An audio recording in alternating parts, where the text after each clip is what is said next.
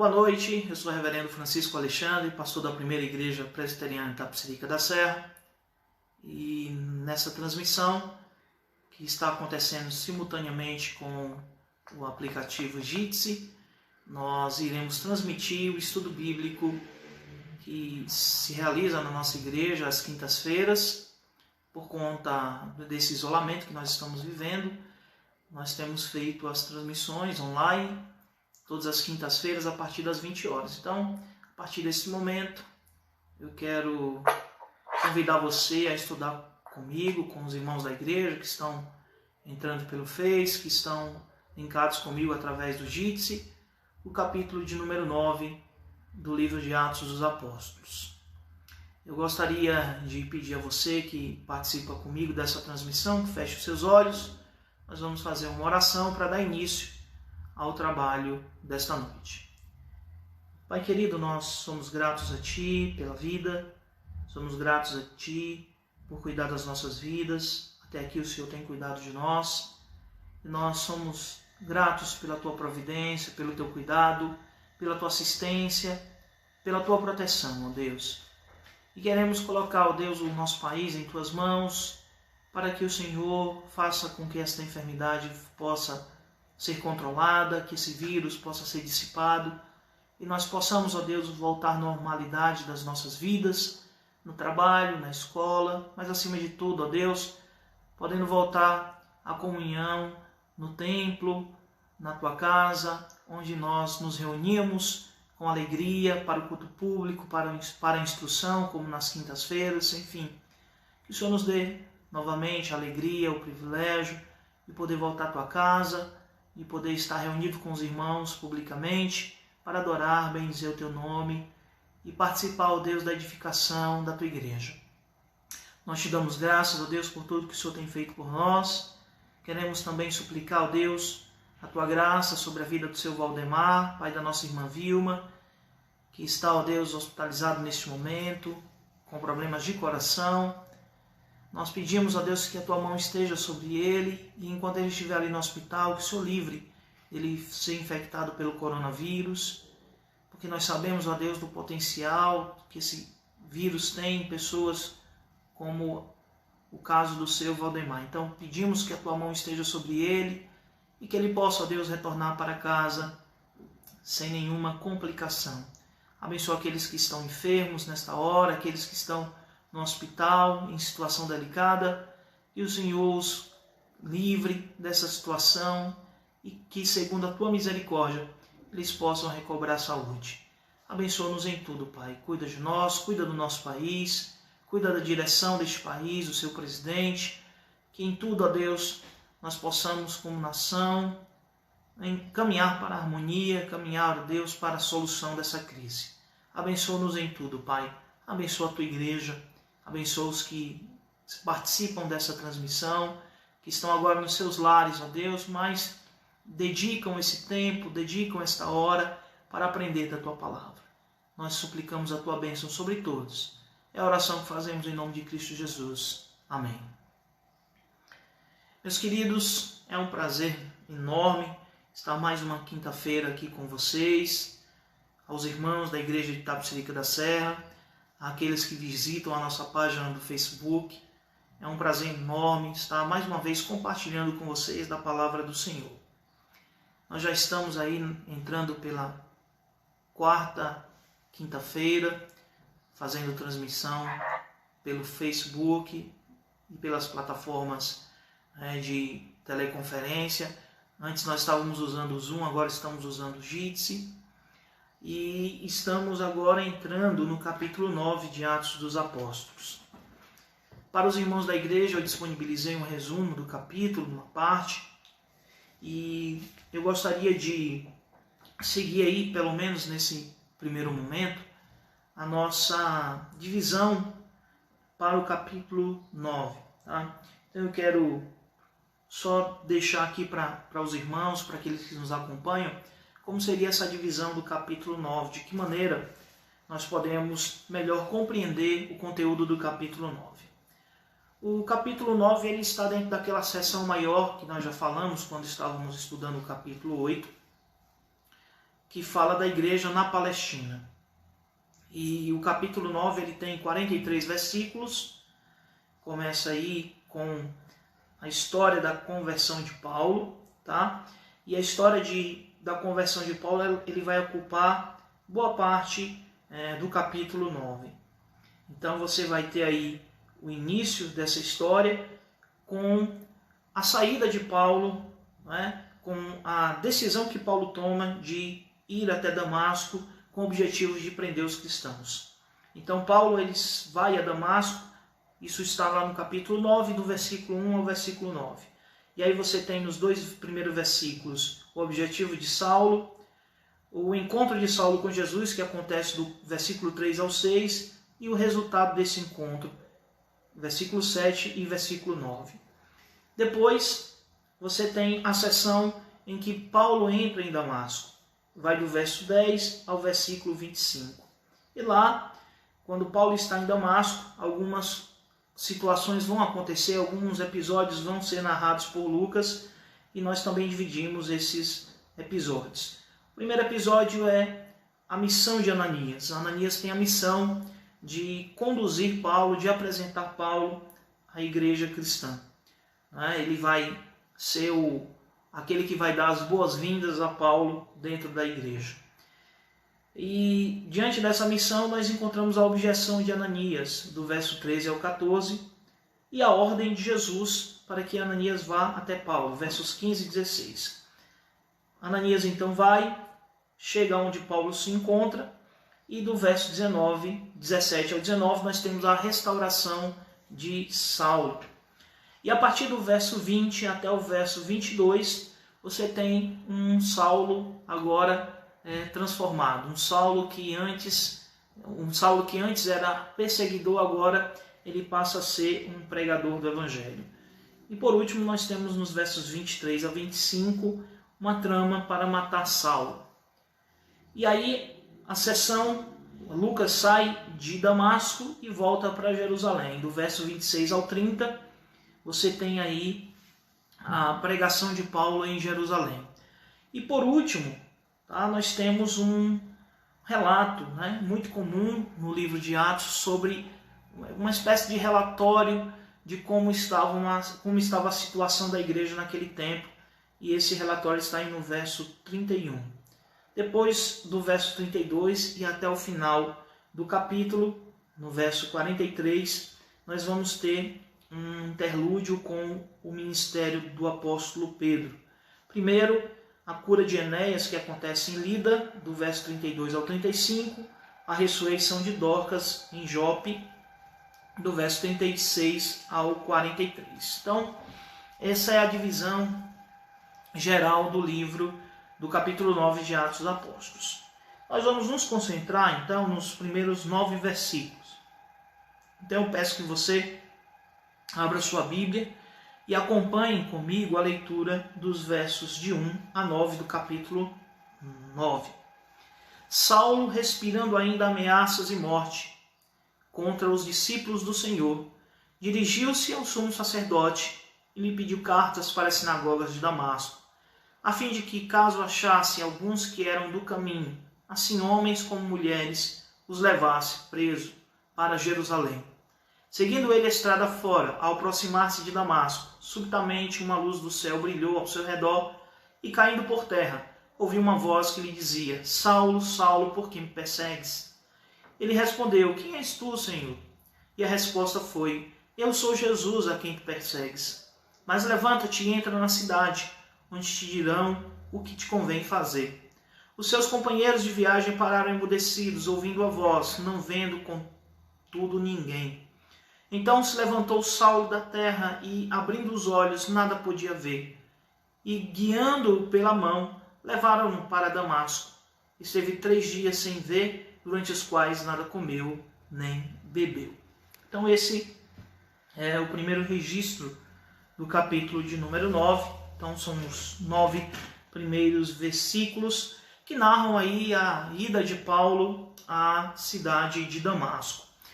Primeiramente, queridos, eu queria lembrar a vocês que o capítulo 9 é um desdobramento daquela perseguição que aconteceu com a igreja depois da morte de Estevão. Lá no capítulo 8, essa perseguição ela é demonstrada com mais clareza. Estevão, que era um daqueles que faziam parte do primeiro grupo de diáconos da igreja, foi morto por pregar o evangelho, e como consequência da sua morte, uma perseguição ela foi promovida contra a igreja de Jerusalém. Essa perseguição ela serviu aos propósitos da providência de Deus. Nós devemos lembrar que o propósito de Jesus desde o início é que a igreja fizesse o trabalho da evangelização, não apenas em Jerusalém, mas que os discípulos de Jesus pudessem testemunhar dele, da sua morte e ressurreição em Jerusalém, Judéia, Samaria e até os confins da terra. No entanto, os discípulos ficaram acomodados em Jerusalém e naqueles meandros da cidade de Jerusalém, não cumprindo então a ordem de Jesus. E é então assim que Deus aproveita essa perseguição para que o evangelho possa chegar em outros lugares e os discípulos sejam espalhados por outros lugares além de Jerusalém. Devemos lembrar aqui da famosa frase que José fala aos seus irmãos: Deus ele transforma o mal em bem, e foi aqui exatamente o que aconteceu. Deus transformou uma perseguição, que é algo mal, sobre a igreja, para cumprir os seus propósitos de pregação do evangelho. E por causa então dessa perseguição, muitos foram espalhados pelo mundo anunciando o evangelho, e no capítulo 8 nós temos um registro, um relato dessa pregação acontecendo com Filipe. Filipe, que também era um dos 7 que compunha o primeiro grupo de diáconos da igreja. Filipe então vai realizar o seu ministério de pregação entre os samaritanos. E isso representa um grande desafio, porque os samaritanos eles eram considerados pelos judeus como um povo misto e indignos, portanto, de participar da religião oficial. E Filipe é levado até Samaria e, como consequência da sua pregação, muitos se tornam cristãos, muitos dão crédito à sua pregação, e a notícia de que o trabalho de Filipe prosperou ou estava dando frutos em Samaria chega até a igreja de Jerusalém, que envia Pedro e João. A ida de Pedro e João ela foi estratégica e foi oportuna, necessária, porque a ida desses 2 apóstolos foi uma confirmação de que também os samaritanos eram parte do corpo de Cristo. Eles foram não apenas dar as boas-vindas aos samaritanos, mas também confirmar que aquele grupo também estava unido a Cristo, mostrando aí aquilo que o Novo Testamento vai explorar muito bem, de que a igreja ela veio para acabar com as divisões raciais. Não há mais um povo exclusivo de Deus, como havia no Antigo Testamento, mas agora de todas as nações, de todas as línguas, de todos os povos, Deus tem pessoas que invocam o seu nome através do Senhor Jesus Cristo. O ministério de Filipe se desenvolve em Samaria, mas ele é levado para uma outra ocasião, e ele compartilha o evangelho a um eunuco etíope, que era alto funcionário, uma espécie de ministro da fazenda da rainha mãe da Etiópia, Candace, e ele tem então uma conversa com esse etíope que estava lendo uma porção das Escrituras, lá no livro do profeta Isaías, e Filipe, se aproximando, pergunta: você entende o que está lendo? E ele diz: olha, eu não entendo. E ele não entende porque haviam pelo menos 2 interpretações para o texto de Isaías, que falavam sobre o sofrimento do servo sofredor, sobre o seu martírio, sobre o seu sofrimento. E algumas interpretações diziam que esse servo sofredor era o próprio Israel. Então, Isaías estava falando da nação de Israel como sendo aquele que sofre. Outra interpretação dizia que o profeta estava falando ou de si mesmo ou de um outro profeta. E Filipe então diz: de fato, não é sobre a nação que ele está falando, e nem de si mesmo, Isaías, mas ele está falando acerca de Jesus. E Filipe então aproveita aquela ocasião para mostrar nas Escrituras do Antigo Testamento que Jesus era o Messias prometido e, portanto, aquele que cumpria essa profecia de Isaías do servo sofredor. Então, Filipe realiza esse trabalho ali, e dali da região onde ele se encontrava, que era no caminho que ia para o deserto, na faixa de Gaza, ele então vai ser levado para uma outra região, e termina então o relato do capítulo 8. E começamos o capítulo 9, tá? Retomando o início do capítulo 8. O capítulo 8 começa justamente falando que Saulo consentia na morte, de Estevão. E no verso 1 ainda fala que havia uma grande perseguição contra a igreja, de modo que todos, exceto os apóstolos, haviam sido espalhados. Ao que tudo indica, Lucas está mostrando para nós, pelo menos na sua narração dos fatos que aconteceram, que a pregação de Filipe é um interlúdio, é um preparatório para apresentar aos seus leitores a figura de Paulo, que nesse momento ainda é conhecido como Saulo de Tarso. Então nós retomamos o capítulo 9, justamente da maneira como começa o capítulo 8, mencionando essa figura de Saulo. Saulo, ele diz o verso 1, respirava ameaças e morte contra os discípulos do Senhor. Saulo não estava contente apenas em promover uma perseguição em Jerusalém. Ele sabia que o cristianismo, ou o caminho, a gente vai falar sobre isso depois, caminho era a maneira como os primeiros cristãos se referiam a esse movimento que hoje nós chamamos de cristianismo, a esse grupo de pessoas que seguiam a Jesus. Então, Saulo sabia que esse grupo de seguidores de Jesus, de discípulos de Jesus, estava crescendo e que estava se espalhando por diversas regiões próximas. Damasco é uma região próxima. Você já teve a oportunidade de ver o mapa bíblico, você vai ver que é uma região próxima, é uma região fronteiriça. E Saulo então, ele vai então resolver essa questão. Ele está extremamente incomodado e ele decidiu no seu coração acabar com essa seita de discípulos de Jesus. E ele então toma a iniciativa de pedir autorização ao sumo sacerdote, para que ele vá até Damasco, que é uma das cidades da região mais próximas ali de Jerusalém, daquela região próxima, para que ele possa prender todos os cristãos que ele encontrar pelo caminho e levá-los de volta para Jerusalém, a fim de que eles sejam julgados pelo Sinédrio. O verso de número 1 diz, dirigiu-se ao sumo sacerdote e lhe pediu cartas para as sinagogas de Damasco, a fim de que, caso achasse alguns que eram do caminho, assim homens como mulheres, os levassem preso para Jerusalém. Veja então que essa atitude de Saulo é uma atitude bem belicosa, uma atitude bem raivosa. Saulo estava decidido a destruir, a acabar com esse grupo de discípulos de Jesus. E ele não vai poupar esforços para conseguir esse objetivo.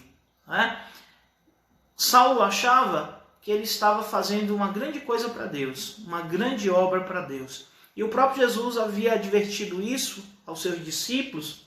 Ele falou em uma certa ocasião, lá em João 16, 2, que chegaria um tempo em que os cristãos seriam perseguidos e que aqueles que perseguissem os cristãos imaginariam, hipoteticamente, que estariam fazendo um tributo a Deus. E Saulo é um bom exemplo disso. Ele imagina que está tributando a Deus, ele imagina que está honrando a Deus, perseguindo os cristãos. Afinal de contas, Saulo, como boa parte dos religiosos daquele tempo, entendiam que Jesus era um embusteiro, que Jesus era um falso profeta.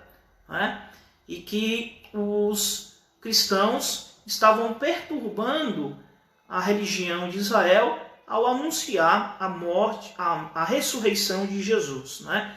Porque nesse primeiro momento é importante ressaltar que a pregação apostólica e a pregação dos discípulos, ela girava em torno de um núcleo.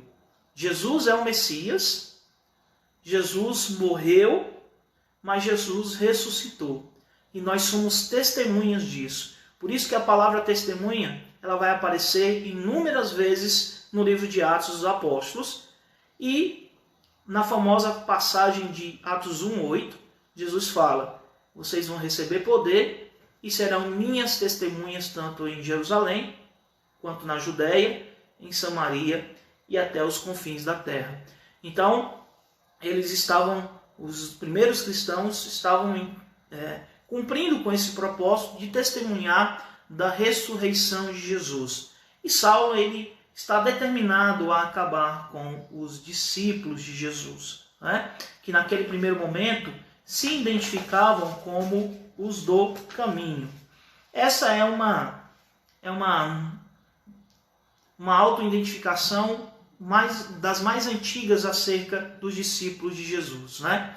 Provavelmente ela é baseada naquele dito de Jesus que está lá em João 14. Eu sou o caminho, a verdade e a vida. Então, ao se identificar como os do caminho, eles estavam se identificando como aqueles que seguiam Jesus, o caminho que leva o homem até Deus, tá? Essa é uma identificação que vai aparecer algumas vezes no livro de Atos dos Apóstolos, tá? Em alguns momentos ela vai ser repetida lá no capítulo 19, do verso 9 e 23, capítulo 22, verso 4, capítulo 24, os versículos 14 e 22, uma primeira definição, né? Ou primeira designação, melhor dizendo, dos cristãos primitivos, tá? A gente fala assim de cristãos, mas de fato essa nomenclatura cristãos, ela é posterior, né? Ela é um anacronismo, pelo menos nesse primeiro momento da história do cristianismo. Porque o nome cristão, ele vai ser atribuído aos discípulos de Jesus somente lá em Antioquia. Isso você vai ver lá no capítulo 11 de Atos dos Apóstolos. Então, nesse primeiro momento, não havia essa identificação entre os discípulos, né, e Jesus, como vai ser feita lá em Antioquia. Não havia essa nomenclatura. Eles são cristãos, né? Eles são discípulos de Jesus ou aqueles que pertencem ao caminho. E Paulo, então, ele está decidido a de acabar com o grupo de discípulos de Jesus. E ele toma a decisão de ir para Damasco porque ele enxerga a importância de Damasco. Damasco era uma região comercial muito importante naquele tempo e naquela região, tá? E havia gente de todo o mundo. E a preocupação de Paulo, então, era que o cristianismo se irradiasse para outros lugares, que o caminho se irradiasse para outras regiões. E aí o estrago na cabeça de Paulo seria muito maior, porque não seria apenas algo circunscrito a Jerusalém, mas algo que estaria se espalhando pelo mundo. Então Paulo decide cortar o mal pela raiz. E ele então pede autorização ao sumo sacerdote para que ele vá até Damasco.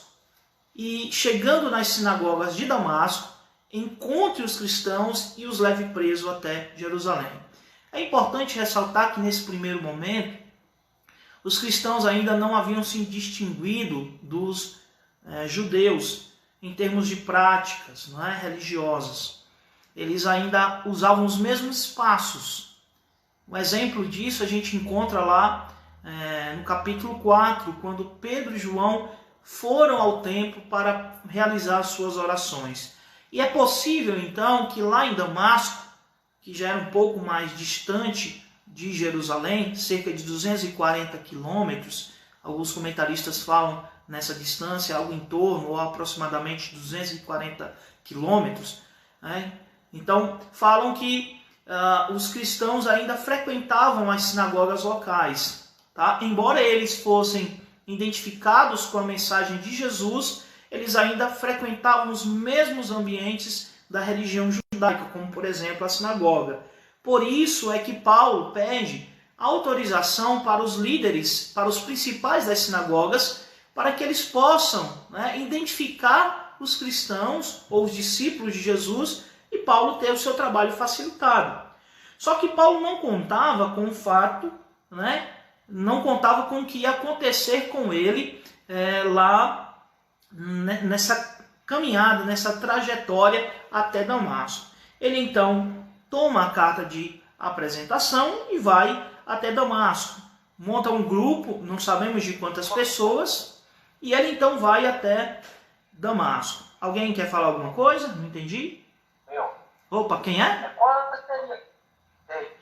Pronto. Qual seria a distância, mais ou menos, entre o tempo que ele tem para chegar em Damasco? Então, a distância aproximada é cerca de 240 quilômetros. A pé, os comentaristas falam que era uma caminhada de 5 a 6 dias. Eu sempre brinco lá na igreja que eu sou ruim de distância, 240 quilômetros eu não tenho noção de mais ou menos onde é que fica. Se algum irmão puder me ajudar, uma cidade próxima aqui de Itapecerica, de Taboão, de Embu, que a gente possa calcular em termos de distância o que dê 240 quilômetros, eu vou ficar muito grato, porque eu sou ruim mesmo de localização geográfica. Graças a Deus hoje a gente tem o Waze, ou outros GPS para poder usar, e no meu caso, mais ainda, eu tenho minha esposa, que ela me ajuda, porque eu sou extremamente ruim nessa questão geográfica de me situar, eu tenho muita dificuldade. Eu conheço muito bem a distância da minha casa até Barueri, algo em torno de 37, 38 quilômetros. Tá? Se a gente pensar em torno, vamos fechar em 40, então seriam 8 viagens, ou melhor, 4 viagens, não é isso? Ida e volta dá 80, um pouco menos que isso, 3 viagens de ida e volta até Barueri. Essa é a distância que eu consigo calcular. Mas se alguém conseguir me ajudar, por favor, fique à vontade para me dizer. O fato é que Paulo chega ele vai tomar as providências para ir até Damasco, E o verso 3 é muito importante. Diz que Saulo, quando seguia pela estrada, quando ele já estava chegando na cidade de Damasco, subitamente ele foi surpreendido por uma forte luz que brilhou diante dele. E esse detalhe é muito importante, muito significativo. Tá? Essa luz ofuscante, essa luz brilhante, sobrenatural que envolve Paulo, faz com que ele caia por terra. O verso 4 diz isso, e caindo por terra.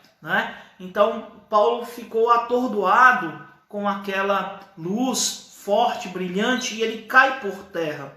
E diz o texto então que ele escuta uma voz falando com ele, que dizia, provavelmente em aramaico, Saulo, Saulo, por que me persegues? Eu quero chamar sua atenção para o fato de que Saulo, ele viu a luz, forte, brilhante, e escutou a voz. Mas o verso de número 7 diz que os companheiros de viagem, aqueles que estavam com Paulo, o significado daquelas palavras.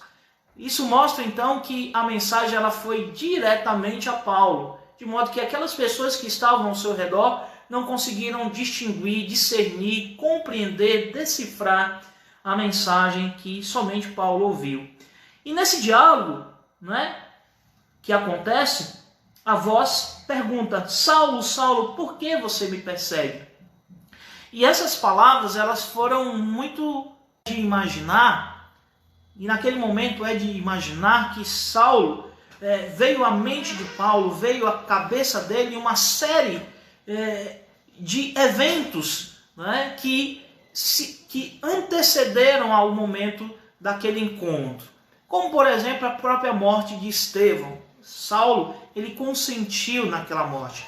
Nós não temos indícios de que Paulo teria participado do apedrejamento diretamente. Mas o texto diz o texto diz que ele consentia, ou seja, que ele dava dava o seu aval, ele dava a sua aceitação para aquilo, né? O seu acorde para aquilo, ele concordava com aquilo. Também nós podemos imaginar que naquele momento Paulo lembrou da própria perseguição que ele iniciou, ou parece ter iniciado lá em Jerusalém, aos cristãos, prendendo e levando às autoridades religiosas do Sinédrio. E Paulo então, ou Saulo, eu estou me repetindo, né? Nesse primeiro momento nós temos que lembrar de Saulo, porque a gente tem mais facilidade de lembrar do nome de Paulo. Tá? Esse nome é o nome que ele vai adotar, né? Depois que ele inicia o seu ministério de pregação, o seu ministério de missionário, né? É o mesmo nome, Saulo e Paulo tem o mesmo significado, só que Saulo é um nome judeu, um nome aramaico, e Paulo é o nome grego, né? O correspondente grego. Então Saulo, ele então se lembra de todas essas situações que haviam acontecido, tá? De todas essas situações nas quais ele estava envolvido, e ele já tem um indício de quem está falando com ele, mas ele pergunta: quem és tu, Senhor? E a voz responde: eu sou Jesus a quem tu persegues. E é importante nós olharmos para isso, pensarmos um pouco sobre isso, porque quando Jesus responde a Paulo: eu sou Jesus a quem tu persegues, nós temos que lembrar que Paulo não estava perseguindo diretamente Jesus, não é?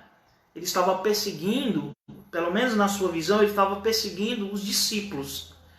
Mas Jesus fala que, na realidade, quando ele persegue os discípulos, ele está perseguindo ao próprio Jesus. Ou seja, há uma unidade entre Jesus e os seus discípulos.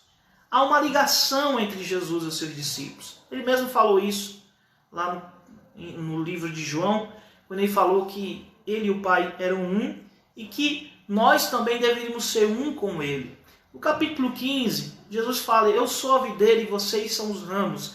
Aquele ramo que estiver ligado, pertencemos ao corpo espiritual. Que tudo aquilo que acontece com os discípulos de Jesus acontece com o próprio Jesus, não é?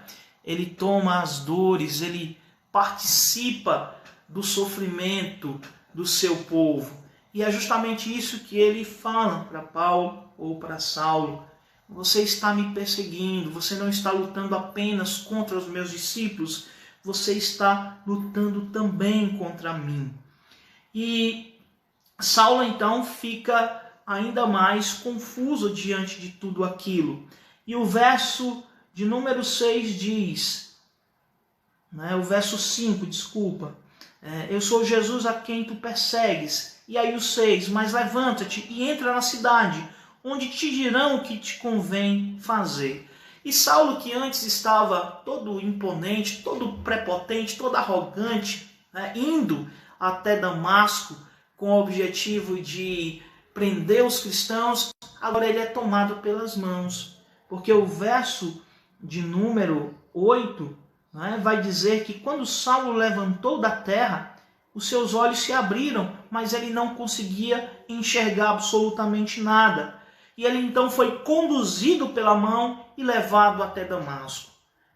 E lá os seus companheiros arranjaram uma hospedagem na casa de Simão, tá? E ele esteve lá durante 3 dias. E ele passou 3 dias sem comer e sem beber absolutamente nada, tentando, certamente, entender tudo aquilo que havia acontecido. Vamos entender aqui um momento de crise com Paulo, porque lembremos da história dele. Ele estava saindo de Jerusalém para acabar com os cristãos. Ele queria prender os cristãos. E de repente ele vai. De repente ele vai até Damasco. E quando chega em Damasco, ele é surpreendido. né? Surpreendido pelo próprio Jesus. Então, ele precisa entender tudo isso, ele precisa compreender todas essas coisas, ele precisa absorver todo esse impacto. E o próprio Jesus diz, olha, fica lá em Damasco, entra na cidade e espera as próximas instruções que eu vou dar. E assim, nós acabamos essa primeira parte do verso 1 ao 9, que, resumidamente, tem, né, para nós a apresentação de Saulo, que estava querendo, né, acabar com o cristianismo, acabar com o caminho. Ele recebe a autorização dos principais, recebe a autorização do sumo sacerdote para ir até Damasco. E o objetivo, a tarefa, a missão de Saulo é levar presos homens e mulheres que pertenciam ao caminho de volta para Jerusalém, para que eles pudessem ser julgados e ali provavelmente mortos. No meio do caminho, quando ele se aproxima da cidade de Damasco, ele tem uma visão que vai mudar a sua vida. Quem lhe aparece? O próprio Jesus, a quem ele estava perseguindo. Saulo não sabia que estava perseguindo a Jesus, mas Jesus diz, olha, perseguindo aos meus discípulos, você está me perseguindo. E ele então entra na cidade de Damasco. E eu quero então ler do verso 10 ao verso 19. Então, se você estiver com a sua Bíblia aí aberta, acompanhe a leitura que eu vou fazer do verso 10 ao verso 19. Ora, havia em Damasco um discípulo chamado Ananias. Disse-lhe o Senhor numa visão, Ananias, ao que respondeu, eis-me aqui, Senhor. Então o Senhor lhe ordenou, dispõe-te e vai à rua que se chama Direita e à casa de Judas. Procura por Saulo, apelidado de Tarso, pois ele está orando e viu entrar um homem chamado Ananias e impor-lhe as mãos para que recuperasse a visão. Ananias, porém, respondeu, Senhor, de muitos tenho ouvido a respeito desse homem, quantos males tem feito aos teus santos em Jerusalém, e para aqui trouxe a autorização dos principais sacerdotes, para prender a todos os que invocam o teu nome.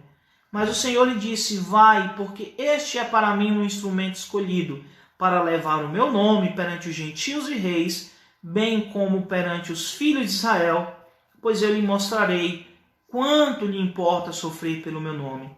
Então Ananias foi e entrando na casa, impôs sobre ele as mãos, dizendo, Saulo, irmão, o Senhor me enviou a saber, o próprio Jesus que te apareceu no caminho, por onde vinhas, para que recuperes a vista e fiques cheio do Espírito Santo. Imediatamente lhe caíram dos olhos como que umas escamas, e tornou a ver. A seguir levantou-se e foi batizado, e depois de ter se alimentado, sentiu-se fortalecido. Então permaneceu em Damasco alguns dias com os discípulos. E aí Paulo entra na cidade de Damasco, como Jesus havia orientado, e ele fica ali aguardando, não é, as instruções do Senhor Jesus. Enquanto isso, o Senhor Jesus Cristo já está preparando todas as coisas. Na sua soberania, ele está movendo, né, todas as circunstâncias, todas as situações, usando pessoas, né, trabalhando pessoas, para que ele cumpra os seus propósitos. Como a gente viu aqui, a partir do verso de número 15, Saulo era um vaso escolhido e muito importante para a obra que Jesus tinha da evangelização. O próprio Paulo vai posteriormente falar sobre isso, lá no livro de Gálatas, de que Deus o havia escolhido, Jesus o havia escolhido antes do nascimento, antes dele ser concebido na barriga da sua mãe, ele já havia sido chamado por Deus, escolhido por Deus para esse ministério. Lembrando aqui, né, o próprio chamado do profeta Jeremias. Mas aqui nós temos um relato interessante. O foco deixa de ser Saulo e passa a ser um discípulo de Jesus que vivia em Damasco, chamado Ananias. E esse Ananias, que lá no capítulo 22, Paulo vai lembrar dele novamente, Paulo vai no capítulo 22 fazer uma vai novamente contar essa história, tá? Ele vai falar sobre Ananias, que era um homem piedoso e que contava com a admiração das pessoas do lugar, que tinha bom testemunho entre as pessoas de Damasco. Era um discípulo de Jesus. E o próprio Jesus lhe apareceu numa visão e disse: Ananias. E Ananias respondeu, como o jovem Samuel foi orientado pelo sacerdote ali, né? Quando a voz te chamar novamente, Samuel, Samuel, responde: eis-me aqui. E o próprio, então, Ananias responde: eis-me aqui, Senhor. Então o Senhor Jesus disse: dispõe-te ou levanta-te e vai até a rua que se chama Direita, na casa de Judas, e procura por Saulo, apelidado de Tarso, pois ele está orando. E viu entrar um homem chamado Ananias e impor-lhe as mãos para que recuperasse a vista. Eu quero chamar a sua atenção para esse fato, porque ele é muito pitoresco. As palavras de Jesus, elas são claras e diretas. Inclusive, o Senhor Jesus, ele toma o cuidado de dizer: é Saulo de Tarso, para que não houvesse nenhuma dúvida. Eu conversava mais cedo com um irmão da igreja, que me fez uma pergunta pelo WhatsApp, o nosso irmão diácono José Paulino, perguntava sobre Simão, o curtidor. E eu até acabei trocando o nome de Judas, que era quem hospedava Paulo, pelo nome de Simão. Acabei cometendo esse erro aí ao longo da nossa transmissão. Mas havia alguns nomes que eles eram muito comuns, né? E era possível que houvesse alguma confusão. E Jesus fala: é Saulo, o Saulo de Tarso. Eu fico aqui tentando imaginar, e esse quadro é muito importante, né? Muito pitoresco assim. Eu fico tentando imaginar Ananias ouvindo o nome Saulo de Tarso. O espanto, o assombro que ele tomou. Afinal de contas, meus irmãos, o próprio Ananias vai testemunhar, no verso de número 13. Ananias, porém, respondeu: Senhor, de muitos tenho ouvido a respeito desse homem, quantos males tem feito aos teus santos em Jerusalém. A ordem de Jesus era direta: Ananias, vai, entra na cidade, procura a rua direita, e entra na casa de Judas e você vai encontrar lá Saulo de Tarso. Inclusive eu já até preparei tudo, porque ele estava orando e eu mostrei a ele numa visão que um homem chamado Ananias ia entrar na casa, ia orar por ele e ele ia recobrar a visão.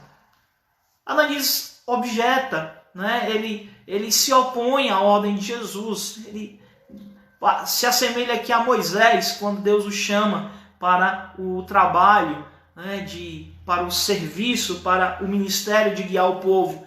E Moisés deu uma série de desculpas, tá? Mas Ananias, meus queridos irmãos, se coloque na condição de Ananias. Se coloque na condição de Ananias. A fama de Paulo o precedeu. Antes da chegada de Saulo a Damasco, todo mundo já sabia quem era ele. De modo que, quando Ananias escuta esse nome, Saulo de Tarso, a primeira lembrança que ele tem é aquele que estava perseguindo a igreja. É aquele que foi responsável pela prisão e talvez pela morte de muitos dos meus companheiros, irmãos em Cristo. Dos meus companheiros do caminho. Dos meus irmãos do caminho. Eu não vou para esse cara não, de modo nenhum. Fica parecendo também Jonas, Se a gente vai lembrando de alguns episódios, a gente pode lembrar aqui, por exemplo, de Jonas, que passa por semelhante situação. A sua missão era ir até o povo de Nínive, aquele povo que era o responsável pela aflição do povo de Israel, do povo de Deus.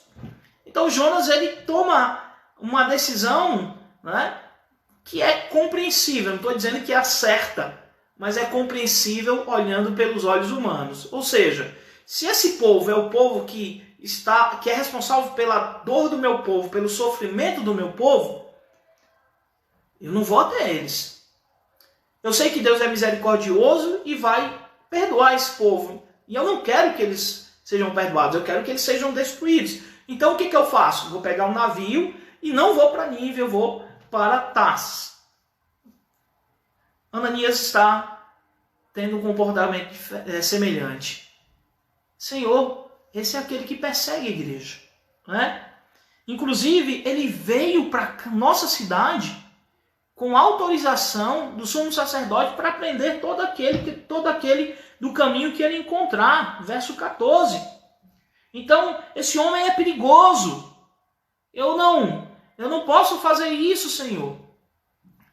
Mas aí Jesus convence, né, o Ananias, no verso 15, dizendo assim: mas o Senhor lhe disse: vai, porque este é para mim um instrumento escolhido para levar o meu nome perante os gentios e reis, bem como perante os filhos de Israel. Pois eu lhe mostrarei quanto lhe importa sofrer pelo meu nome.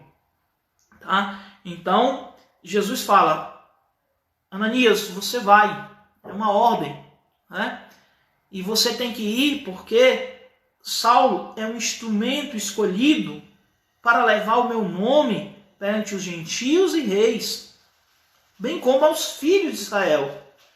E eu vou mostrar a ele, né, o quanto ele vai ter que sofrer por causa do meu nome. Né? Ao pregar, ao cumprir sua missão, ele estará sofrendo pelo meu nome. Ele vai passar por tudo aquilo que você e os demais passaram. Não é? Então, Jesus tranquiliza Ananias nesse sentido e ele vai.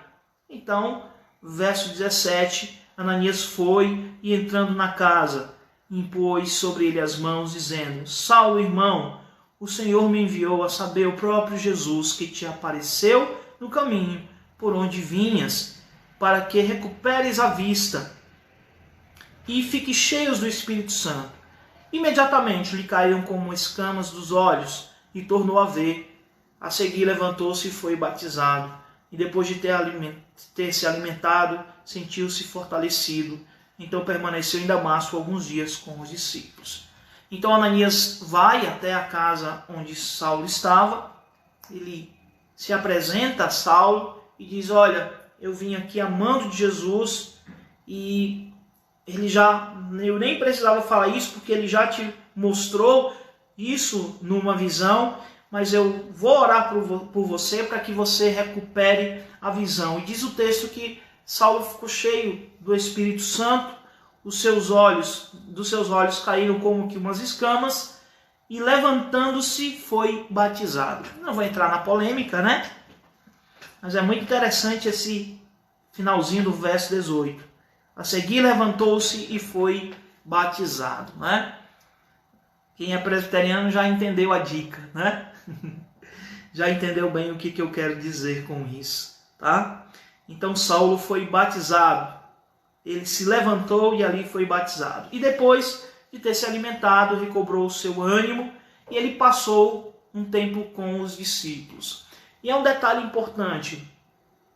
Saulo ele não se transformou num pregador no momento da sua conversão. Havia um percurso. E esse percurso envolvia a aceitação dele no meio dos discípulos que estavam em Damasco. E ele passa alguns dias com aqueles irmãos. Era importante que a igreja o recebesse. Era importante que Saulo pudesse ser acolhido no seio dos cristãos, no meio dos cristãos. Isso é algo extremamente importante, né? Isso nos mostra que mesmo aqueles que foram separados por Deus para o ministério, que foram chamados por Deus para a obra missionária, eles precisam cumprir um percurso. Aí eu me lembro de uma fala antiga, né, de um missionário que dizia mais ou menos isso, né? Para que você se habilite ao campo missionário, para que você se habilite ao ministério pastoral, você precisa cumprir uma carreira, uma trajetória dentro da igreja. Inclusive, a nossa Constituição fala sobre isso. Aqueles que são chamados e se sentem vocacionados ao ministério, eles precisam primeiro cumprir um estágio dentro da igreja. É claro que ela não fala essa expressão, cumprir um estágio. Fala de que a igreja precisa reconhecer as qualidades, né, pastorais na vida desse irmão, né? Mas é importante observar, e eu dou essa ênfase ao fato de que existe uma trajetória, e Saulo ele tem que passar um tempo na igreja com os irmãos e ser aceito por eles, porque no próximo bloco de versículos, que é do 20 ao 25, tá? Você vai ver, Lucas vai registrar os efeitos, né, que a mensagem teve sobre o coração de Saulo. O verso 20 diz: "E logo pregava nas sinagogas a Jesus, afirmando que este é o Filho de Deus. Ora, todos os que o ouviam estavam atônitos e diziam: não é este o que exterminava em Jerusalém os que invocavam o nome de Jesus, e para aqui veio precisamente com o fim de os levar amarrados aos principais sacerdotes?" Saulo, porém, mais e mais se fortalecia e confundia os judeus que moravam em Damasco, demonstrando que Jesus é o Cristo. Decorridos muitos dias, os judeus deliberaram entre si tirar-lhe a vida, porém o plano deles chegou ao conhecimento de Saulo. Dia e noite guardavam também as portas para o matarem, mas os seus discípulos tomaram-no de noite e, o colocando num cesto, desceram pela muralha. E eu me impressiono com a ousadia, com a coragem de Saulo. Ele, poucos dias da sua conversão, já demonstrava uma compreensão das Escrituras muito grande. O final do verso de número 22 diz que ele demonstrava, essa demonstração aqui é argumentar, é provar, é mostrar que Jesus é o Cristo. Saulo, nós conhecemos a sua história, e ele próprio vai, em alguns momentos das suas cartas, lá em Filipenses, lá em Gálatas, trazer algumas notas autobiográficas. Mas nós conhecemos sua trajetória através também do livro de Atos dos Apóstolos. Saulo, ele era um homem de uma inteligência, de uma mentalidade privilegiada, de uma mente privilegiada. Saulo, como ele mesmo vai dizer, ele se diferenciava dos demais jovens da sua idade na compreensão das Escrituras. Mas faltava ali uma chave para que ele pudesse compreender corretamente a Bíblia. Essa chave era Jesus. A partir do momento em que Jesus aparece a Paulo, né, e o encontra no caminho para Damasco, e se revela a Saulo como seu Senhor e como seu Salvador, e manifesta a sua vontade a Saulo, não somente a sua vida muda, mas também a sua maneira de ler a Escritura. Se apresenta ali para Saulo uma nova chave hermenêutica, uma nova chave de interpretação da Escritura. E passagens que outrora eram encobertas a Saulo, agora estão descortinadas, porque agora ele tem essa chave para interpretar corretamente as Escrituras, que é o Senhor Jesus Cristo. Eu posso comparar aqui ao episódio do eunuco. O eunuco estava lendo Isaías 53 e ele não conseguia compreender, e também os seus mestres não foram capazes de ajudá-lo a compreender aquela passagem. Filipe foi necessário, extremamente necessário naquele momento, para que ele pudesse compreender o significado daquela passagem e entender que aquela passagem se referia a Jesus. E é justamente isso que acontece com Saulo. Nós não sabemos como esse processo se deu, mas gradativamente, e o texto vai dizer no verso de número 22, Saulo, porém, mais e mais se fortalecia. Me passa a impressão aqui de que Lucas está dizendo, olha, e cada vez mais Paulo compreendia melhor as Escrituras. Esse fortalecimento não tem a ver apenas com o físico, não tem a ver apenas com a coragem, mas também com o seu entendimento das Escrituras. Fato é que Saulo, poucos dias após a sua conversão, ele vai para o meio do fogo. E ele começa a pregar nas sinagogas e a falar que Jesus é o Cristo. E isso causa uma confusão na mente das pessoas, porque, como eu já disse, a fama de Paulo o precedia. E todos sabiam em Damasco qual era o objetivo da entrada ou da estada de Saulo em Damasco. Ele havia saído de Jerusalém com a autorização do sumo sacerdote para prender todo aquele que pertencia ao caminho, todo aquele que era discípulo de Jesus, prendê-los e levá-los para Jerusalém a fim de que eles fossem devidamente julgados. E agora, esse Saulo está pregando sobre Jesus. O que aconteceu? Que maluquice é essa? Que loucura é essa? O que aconteceu? E alguns até vão, ao longo da história, tentar entender a psicologia de Paulo, a mente de Paulo, e alguns vão dizer que ele sofreu de um problema psicológico. Ele tinha tanta raiva do cristianismo que essa raiva se transforma em amor, E isso acontece com algumas pessoas, segundo alguns, que há essa guinada, essa mudança de sentimentos, de ódio para amor, Alguns falam lá daquela síndrome de Estocolmo, daquela moça que ela se apaixona pelo homem que a raptou e a estuprou, enfim, algo nessa natureza, Saulo era o perseguidor e agora ele passa a ser o perseguido. Somente aquele que não entende o poder operado pelo Evangelho de Cristo na mente e no coração do homem é que não compreende que Saulo passou por uma experiência de conversão. Somente aquele que não entende o que é o novo nascimento pode fazer confusão com respeito ao que aconteceu.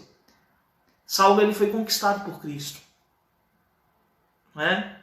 E ele, inclusive, vai comentar num outro momento, fazendo referência a esse texto, de que ele tentou lutar contra Jesus e Jesus disse: Paulo, não tem jeito.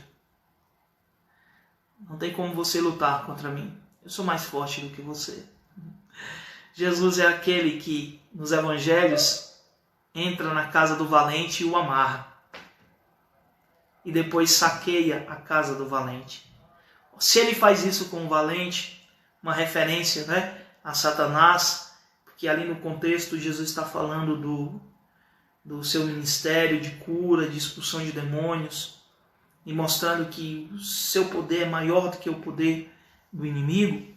Se ele é capaz de fazer isso com o valente, quanto mais com aqueles por quem ele morreu na cruz. O fato, então, é de que Jesus ele transforma a vida de Saulo, mas para as pessoas isso é um grande embaraço, uma grande confusão. E Saulo, ele começa a pregar e anunciar lá em Damasco. E isso causa uma confusão, porque os discípulos que estavam, ou melhor, os judeus que estavam ali em Damasco, começam a ver em Paulo um problema. Passado muitos dias, o verso 23 diz, os judeus tramaram tirar a vida de Saulo e buscavam uma ocasião para fazer isso. Esse cara é um incômodo. E, primeiro, não cumpriu a sua missão. Ele queria prender os cristãos e acabar com o cristianismo e não fez isso. E ainda está mostrando e convencendo as pessoas de que Jesus é o Cristo das Escrituras. Então nós temos que dar um fim nesse homem. E os discípulos, então, muito habilmente, muito habilidosamente, muito rapidamente, descobrindo o plano que havia para matar Saulo, eles, de noite, desceram Saulo pelos muros da cidade e ele, então, pôde retornar para Jerusalém são e salvo. Mas isso é tema da nossa próxima aula de quinta-feira. Já desculpas aos irmãos que estão nos acompanhando pelo Facebook. Em pelo menos 2 momentos ou 3 momentos a transmissão caiu. essa tem sido uma dificuldade que nós encontramos aqui na nossa região. Os serviços de internet têm passado por essas dificuldades técnicas e de quando em quando nós ficamos sem o serviço de internet ou então trava alguma coisa e acabamos sendo prejudicados nesse sentido, e aqueles que estavam nos acompanhando nessa live pelo Facebook tiveram aí um momento de falha na transmissão, de perca de sinal e consequentemente não puderam acompanhar o nosso estudo. Então, as minhas desculpas àqueles que nos acompanham pelo Facebook. No fim, essa live ela vai ficar na página da igreja.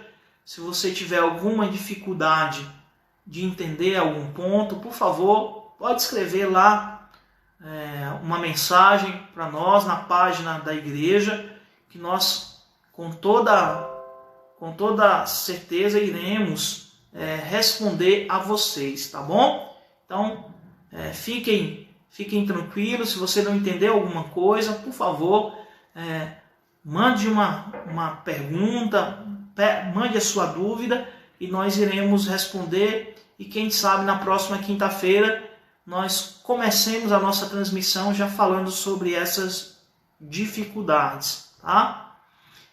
Também quero, antes de terminar, dar um alô aí para aqueles que estão nos acompanhando pela live. Eu vi muitos queridos irmãos, amigos que não são da nossa igreja, que nos acompanham. Eu sou pastor aqui na igreja de Itapecerica da Serra, mas sou natural do Ceará e vejo muitos amigos meus lá do Ceará, irmãos em Cristo, Edilene, vi o Ivanildo, pastor lá da igreja de Tapera, que é um município da cidade de Aquiraz, lá no Ceará. Vi o Jandir, que é próximo da gente aqui, está lá em Juquitiba. Ele tem conversado conosco pelo Facebook, conheceu a página da nossa igreja. Que Deus abençoe sua vida, Jandir. Vejo o nosso querido Sérgio Carneiro, uma pessoa que já foi da nossa igreja, mas está morando longe, mas sempre que pode vem a Itapecerica. Que Deus abençoe sua vida. Vejo também o Daniel Alexandre, reverendo Daniel Alexandre, foi meu contemporâneo ali no seminário José Manuel da Conceição. E vejo outros também, não consigo identificar todos. Vejo aqui a Renata Paulino, da nossa igreja, os irmãos da igreja, bastante irmãos aqui da igreja, Diácono Luciano, deixa eu falar de todos. A Amanda, da nossa igreja, o Marcos, a irmã Essi, que Deus abençoe sua vida, irmã. Que Deus abençoe sua vida, Essi. Nosso seminarista Silvio Ribeiro, a nossa irmã Maria, reverendo Samuel, grande amigo, pastor da igreja do Parque Esplanada, Leila, da nossa igreja, a irmã Marinês, também, que Deus abençoe sua vida, irmã. Já falei o Jandir, que Deus abençoe. Nossa irmã Edna, Diácono Luciano, reverendo Ivanildo, que eu já falei, Diácono Abival, nossa irmã Verônica, Mônica, o David Oliveira, a Renata, como eu já falei, Jorge, nosso irmão presbítero Alicé, Lucas, a Edilene Silva, que está conosco também, Daniel, como eu já falei, William, sua família. Que Deus abençoe a vida de vocês, aqueles que participaram conosco desta transmissão. Que o Senhor abençoe a vida de todos, tá? Aqueles que eu não mencionei, me perdoem, ainda não tenho tanta habilidade em trabalhar com as lives. Estou aprendendo, daqui a pouco vou ficar craque nisso. Mas espero que antes de ficar craque, a gente possa retornar à normalidade dos nossos trabalhos. Nós vamos fazer uma oração final para encerrar essa transmissão. mas eu quero só lembrar aos irmãos da igreja que estão nos acompanhando. Nós suspendemos, por conta disso tudo que estamos vivendo, as nossas programações do final de semana relativas à Páscoa, mas desafiamos os irmãos a consagrarem o dia de domingo ao Senhor, aproveitando para lembrar de tudo aquilo que o Senhor fez por nós. Nós, como cristãos, não temos a Páscoa como um dia especial, porque Cristo nos deixou a ceia. É através da ceia que nós lembramos daquilo que Cristo fez por nós. No entanto, não há nenhuma dificuldade em aproveitar esse momento para lembrar daquilo que Cristo fez por nós, porque foi justamente na Páscoa que Ele entregou sua vida como resgate pela nossa salvação, não é? Então vamos consagrar o domingo ao nosso Deus. Eu conclamo os irmãos a um momento de jejum, de oração, para que se consagrem a Deus. Às 9h30 nós teremos a nossa escola bíblica dominical. Então, se você é da nossa igreja, já sabe, vai acontecer às 9h30 pelo Jitsi. Se você não é da nossa igreja, pode deixar aí a sua mensagem na página da igreja. Se você tem interesse em participar conosco, deixe lá a sua mensagem, porque nós vamos prover um meio para que isso aconteça. Porque as transmissões da nossa escola dominical a gente tem feito mais internamente através do Jitsi. Então que Deus abençoe a vida de todos. Eu quero encerrar esse momento com uma oração. Então feche os seus olhos e vamos orar ao nosso Deus.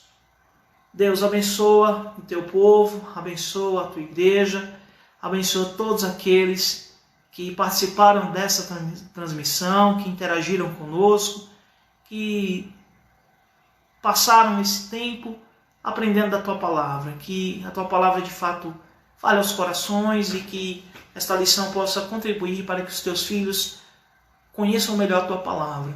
Abençoa as nossas vidas, abençoa a tua igreja. Nós damos graças a Deus por tudo que o Senhor tem feito por nós, por tua bondade, por tua misericórdia. Queremos continuar, Deus, clamando pela nossa vida, pela vida da tua igreja e pela vida, Senhor Deus, do nosso país, dos seus governantes. Que o Senhor tenha misericórdia do nosso povo e que o Senhor nos dê uma solução rápida para esse problema. Abençoa-nos em tudo, Pai. É a oração que fazemos em nome do teu Filho Jesus. Amém. Luana Viana, Osilene também, desculpa aos que eu não mencionei. A Verônica está falando, o Arthur e o Rodrigo estão aqui também. Então, Arthur, Rodrigo, abraço. Osilene, Eduardo, presbítero Eduardo e sua família, Osilene, Aline, Marcos, Alessandra, Sara, Renata, Paulina e toda a família, né? Que é Alex, Duda, Beatriz, nosso irmão Diácono João Paulino, a nossa irmã Maria. Então que Deus abençoe a vida de todos vocês. O Lucas ali com os nossos irmãos Presbítero Ferreira, nossa irmã Quitéria. Então a todos vocês que Deus abençoe, dê a todos um bom resto de dia, né? Uma boa quinta-feira, que a noite seja restauradora para vocês e que nós possamos então desfrutar das bondades da bondade e das misericórdias do nosso Deus nesse fim de semana que se aproxima. Que Deus abençoe a todos.